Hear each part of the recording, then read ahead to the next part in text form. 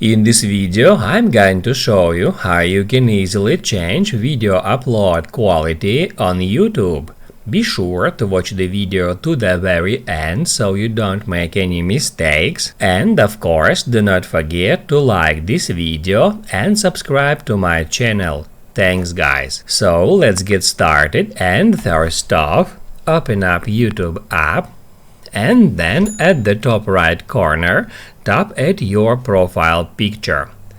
After that, select Settings and then tap at Uploads. You will be taken to this page where you can easily find upload quality. You can just tap on it and then you will be able to set any upload quality from 360p to 1080p or even to full quality. If you want to upload your videos on YouTube in maximum quality, select full quality. Now you can write down in the comments below if you have any questions about that tutorial. Hit the like button if you liked that video, and see you in the next one.